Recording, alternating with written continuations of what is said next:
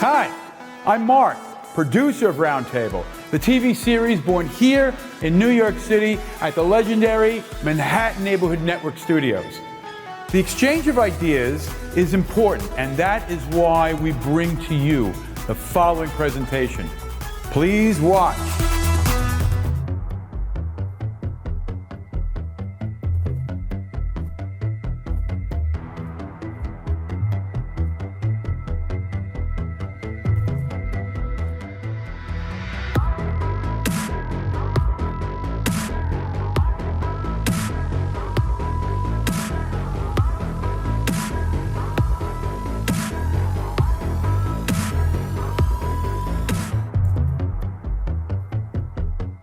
Hello and welcome to Manhattan Neighborhood Network's Roundtable Single Shot Show.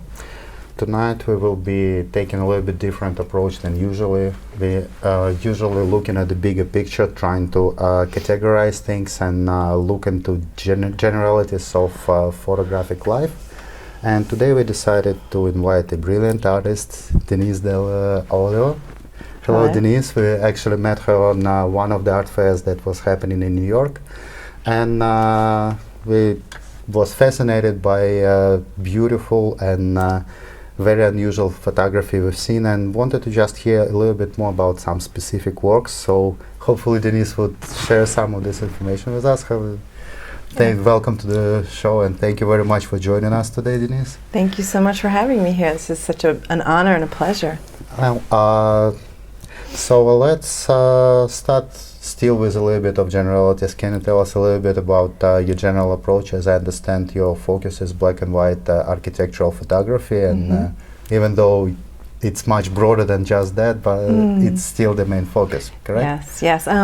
So I think that my love for architectural photography came from me and my passion for New York City. I started out long time ago as an art director in advertising. I went to School of Visual Arts and I studied advertising. And I've always been a very visual and visionary type person. And as I was studying actually photography, while I was in advertising, I always had that passion to be with the photographers that I was shooting with on set, on location, and look through their cameras and be a very big part of the setup and the framing and what have you. And so when we would break on our shoots and we would have some downtime, I had my camera and I'd be in different cities, and I'd be in wherever, San Francisco, Los Angeles, I'd be in New York City, and I would roam outside the streets and I would photograph wherever I was. So the passion started many, many years ago while I was going, like I said, through advertising. And then one day I was traveling through Italy, and I was shooting through all of Italy, all the way from Venice down to Florence, and I ended up in Rome, and I was taking a shot of, I was shooting the Sistine Chapel, which is not legal. And it wouldn't tell anybody.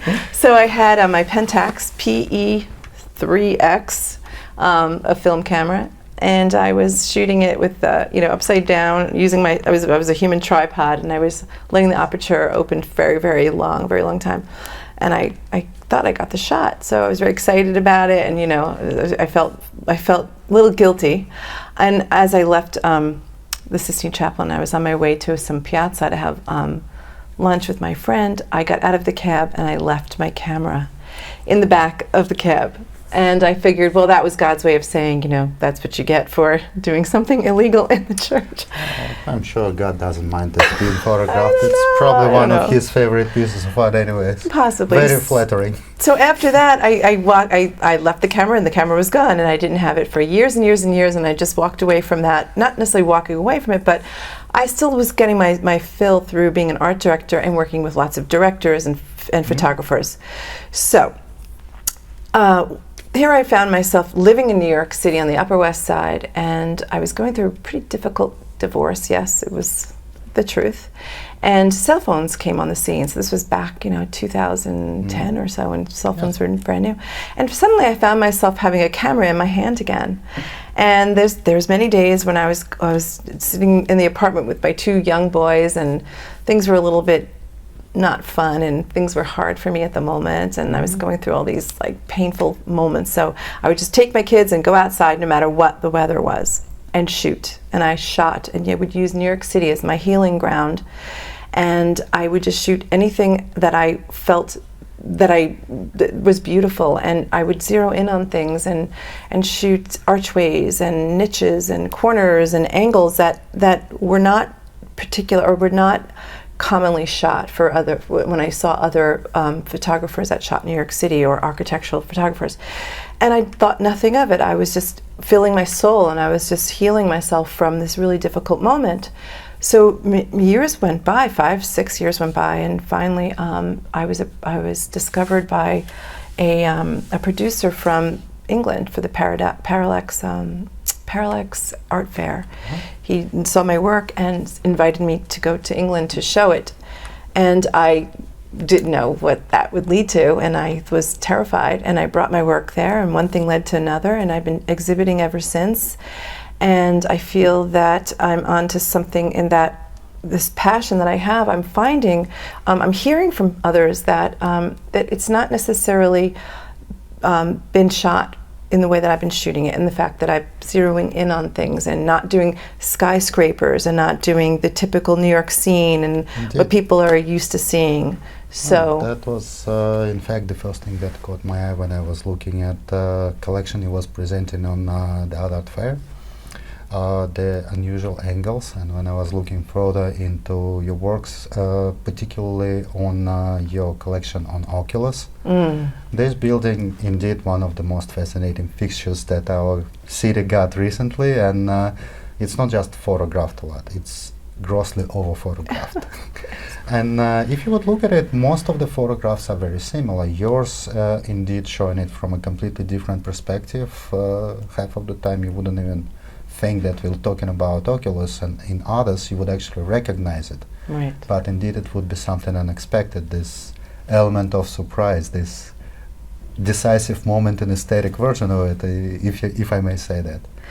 Well, thank you for Yes. noticing, but I thank you, because when I see that building, first of all, I love it so much, but my goal was to shoot it in a different way, and I will configure my body in any shape and form to get the angle that I want, and I will bend around like a pretzel, and I usually come out with something that's very unique and different, to your point, so thank you for noticing that.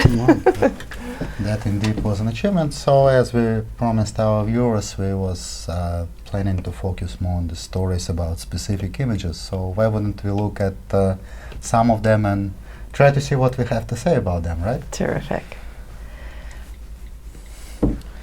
All right, so let's start with this winter in Central Park. Yes. Okay. So there's a story behind this one. I mean, this is a building. This is sorry, not a building. This is an archway and an underpass within Central Park by the Bethesda Fountain. That is probably one of the most photographed places in all of Central Park. The entire planet, probably. Yeah, and the planet. And I'm always hesitant about showing this piece, but the reason why I do, and the reason why I love it so much, is that there's an emotional story behind this shot. This happened to be a time where this was the winter when it snowed almost every week. I don't know if you remember, if you were, it was 2014, I believe, and it was, and it was just snow, and we were all stuck in our apartments. We were cooped up. And this is a perfect example of where I said, okay, come on kids, let's go. And I bundled up my 2 little boys, and it was like almost sub-degree temperatures.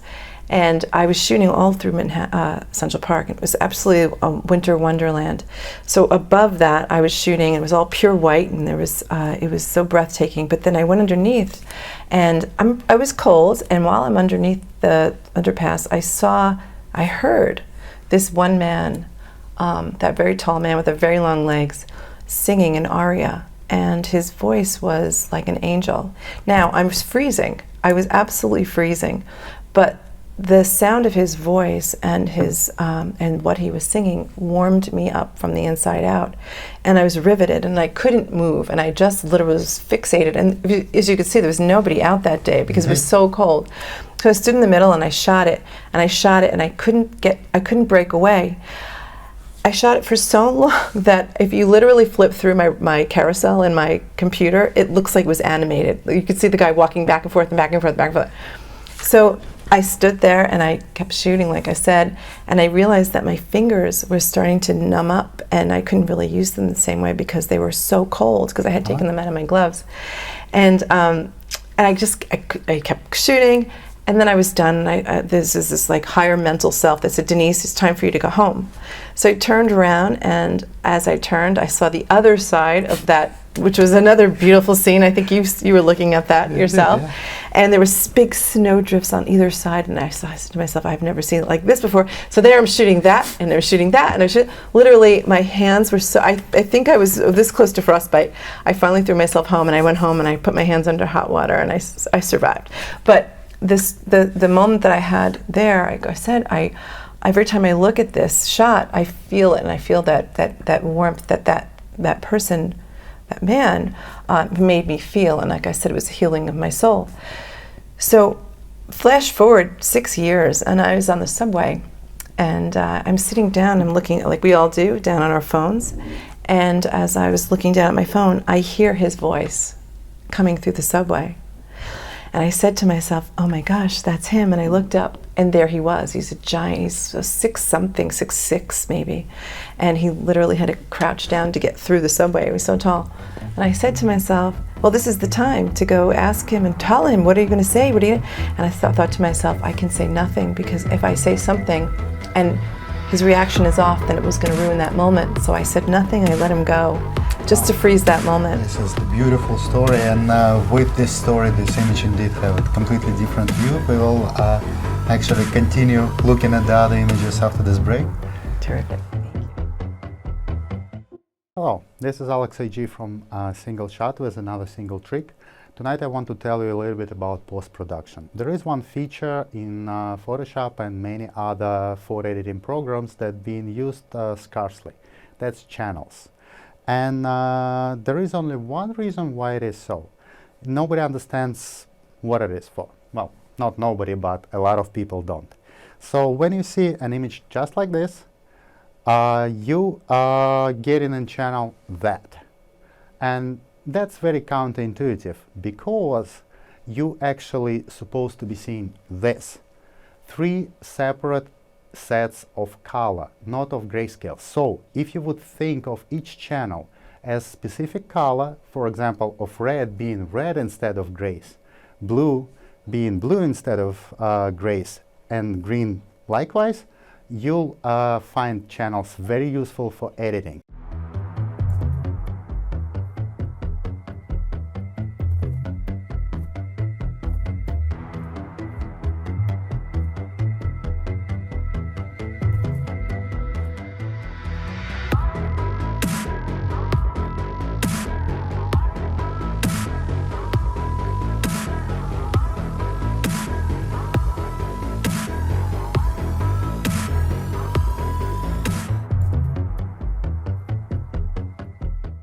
Okay, we're back, and we will proceed with beautiful stories Denise have about her pictures. So this is indeed a beautiful composition and very unorthodox one, if I may say.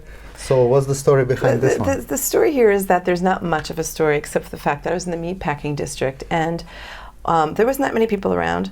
But I looked down and I saw the lighting. I saw this table and chair is probably like a $30 table, and probably these chairs are like, I don't know how much they cost. They're very, very cheap looking.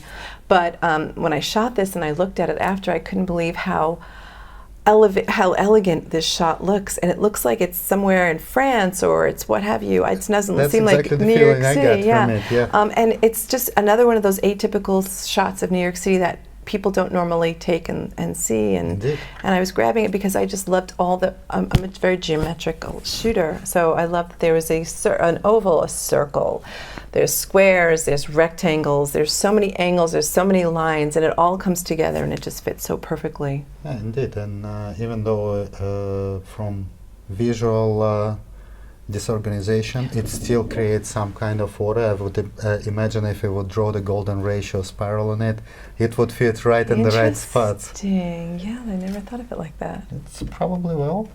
At least that's how it looks to me right now. Okay, so let's proceed to the next one. Oh, that's my, by all means, favorite one. This one, okay. First of all, let's start with asking you, what is it? Okay, so this is a window shot at Ellis Island. Here's another one of those examples where here I am with my camera, my cell phone camera. And I'm on my kids' school trip. And the two kids in the window are my son, Ethan, and his best friend, Rourke. I was the chaperone, and I was escorting these guys. And as I was walking through Ellis Island, I had no idea what I was getting myself into. I was just going to Ellis Island with my son's school trip. And when I got to the second floor, first of all, when I got to the building, I was blown away. How beautiful it is. It is indeed beautiful. And when I got to the second floor and I was walking, I couldn't believe, I was amazed by the shapes of the windows and the light that was coming through. And in particular, the reflection of the light off of the floor, which looks like water, but it's not. It's actually just a very well-waxed floor. Exactly, yeah. So I shot it, and I took my breath away. I made my son, actually, I use my kids all the time to go, I take their little bodies and I put them into the settings just so that you can see the ratio of and the size of what really the object is. So you can tell that, if you didn't see people in there, you couldn't quite tell the size of that. Yeah, it definitely wouldn't be the same. So I used my kids to get in there to give the dimension. And so I was shooting it, and when I came home, I looked at it and I was blown away once again by the shape and the dimensions of it. I actually took the color out and I made it black and white. And what I love about it for me is that it sort of creates a porthole. And if you think about Ellis Island, you think about where our families, at least my family, our family, right, comes through, and we come through. And I looked at this as a beacon of hope where we come through. Indeed. It's a porthole of hope where America sort of came to be.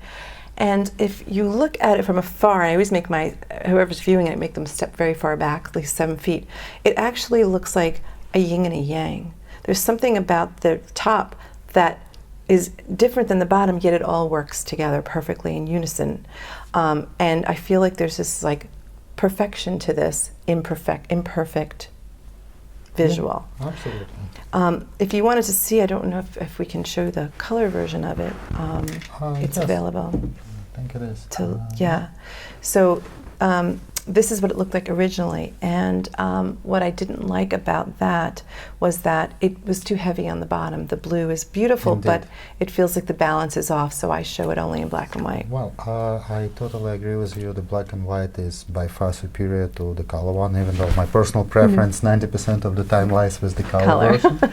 But in this case, even the fact that most of the heritage of Ellis Island is related to the time when color photography didn't exist. That also adds part to it. It just fits in. And for me, when I saw this image, it was a depiction of silence filled with meaning. And if you think about it, once this island was filled with life's channel through it, the fates connecting completely improbable from all different kinds of places, connecting at this point, and then spreading again through this vast country. Right. So this is the silence that remember a lot. That's what it really felt for me, even before I had any idea that it actually is coming from Ellis Island. Well, thank you for sharing that. That's another interesting angle to it. It just goes on and on. Everybody has a story when they see it. I'm sure they do. Besides everything else, because of the significance of the place and how well the visual corresponds to the essence of the place. Okay, so let's proceed and see what would be our next one. It's in a way similar compositionally, but completely different in the mood. And this is called Mother's Day. This is my son, Ethan, and on Mother's Day, what my sons say to me is, "Okay, Mom, what are we going to do for Mother's Day? We can do whatever you want." And of course, it's, well, let's go shoot. So we were walking through the park, and I saw this beautiful arch, and I said, "Okay, Ethan, stand in the middle of it." And I feel like he's in the middle of my heart.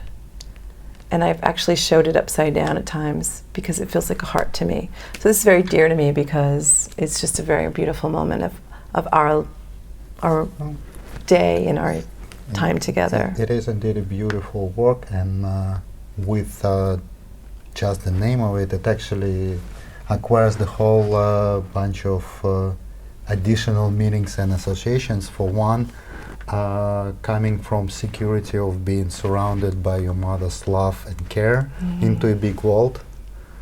Yes, love that. Beautiful, right? He's going off into this big world, with me behind him. Beautiful. Yes, so it's indeed an excellent image, and sometimes the name of the image is really half of the whole art piece in the Right. end. So this one, something completely different. Something completely different. This is called New York Grind. This is when I was leaving my advertising job, and I was walking right around here. Actually, it was over on 50, it was Broadway and 57-ish Street, and I was going past these revolving doors, and I'd been through them so many times. But for some reason, this day, it struck me that I had to take this shot because everybody was lined up. They're almost the same height. They were spaced perfectly. I took this shot, and I just kept going. And the feeling that I had when I took that shot of that New York moment of that getting out of the workplace, getting home, making up transitions, and couldn't wait to keep moving, I felt they were feeling the same way, and I captured it. And when I see it, I still feel that feeling. That's pretty much summing up New York City. Well, completely not how I've seen it, just visually, and with the story, it really acquires an extra depth. Friday night is a sacred night for New Yorkers, and that's probably Yeah. the most accurate depiction of Yeah. it, how I'm looking at That's it. what that was. Okay, so what else we have? Oh, my favorite abstractions. So yeah, I'm an architectural photographer, and I shoot shapes. And I was at Turks and Caicos, and I was walking on the beach, and I thought, this is so flat. We're gonna make a shoot. I wasn't very pleased with everything. I was like, it's beautiful, but I was needing more. And I rolled up on this unbelievable structure that was plastic, and I shot it in many different ways, and it to me is architecture on the beach, and the juxtaposition between the lines and the flat background, I just find that it shows how man broke into a very pristine scene and sort of took over, and that's life right there. It's actually extremely interesting that those two shapes that are going under different angles in a different amount of light create a completely balanced composition because of the opposite properties of each one of them. This one is much, the one on the bottom is much more contrasty, and the one on the top is less contrasty, but the angle of the bottom one is sharper, and the angle of the other side of the sky is much less steep, and in the end it creates a perfect, Another balance. completely equal balance. Yeah, right. It's truly a great image, so we will continue after this break. We will probably be able to look at one or two before our time will be over. Welcome to Single Trick at Single Shot. Today we're going to be talking about switching from digital to film. A lot of people do nowadays, and if you decided to do that, either just to try or as your conscious decision to switch altogether, there will be a lot of things you will need to learn and a lot of things you will need to change in the way you photograph. But there is one thing that is very important, and you will really have to know it in order to avoid major disappointments. In digital, as you probably know, if you take a photograph, you really have to make sure it's not overexposed. Otherwise, there is nothing you can do. In RAW, white is always white. You can't change it. In film, on the other hand, overexposed image can be corrected through development of the negative, but underexposure sometimes is completely fatal and final. So just make sure that you will change it underexposure for overexposure.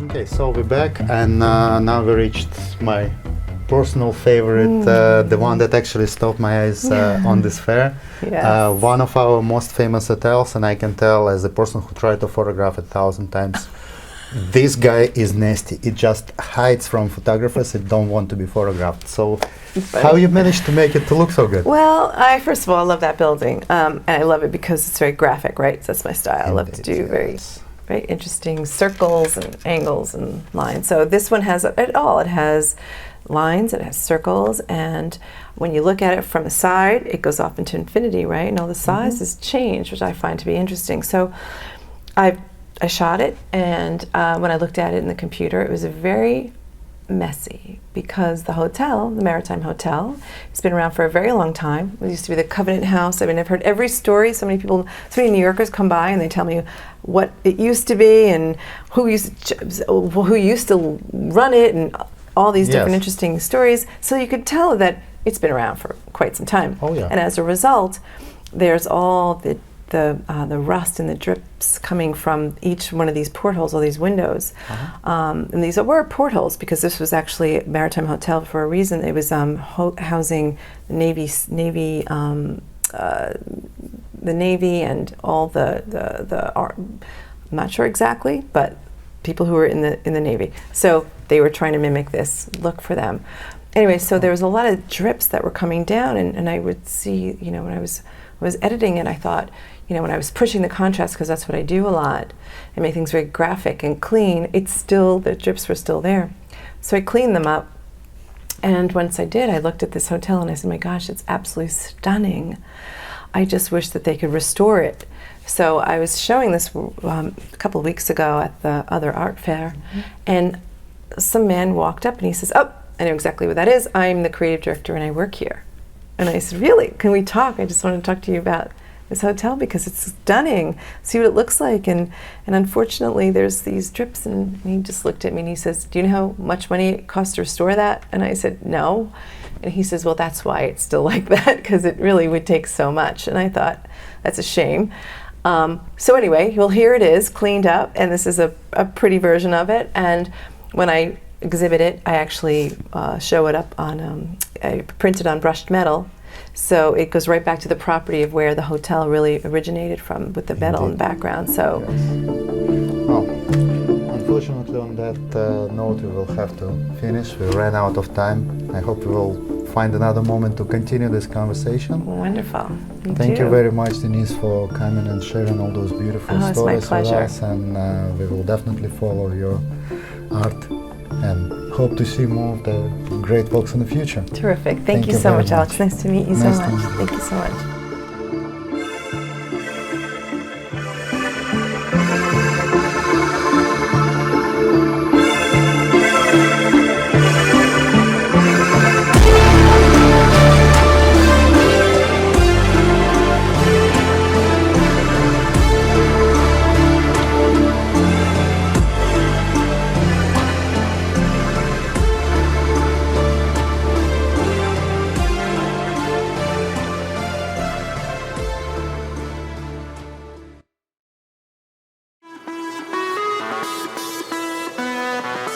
I hope you found that worth watching as much as I did.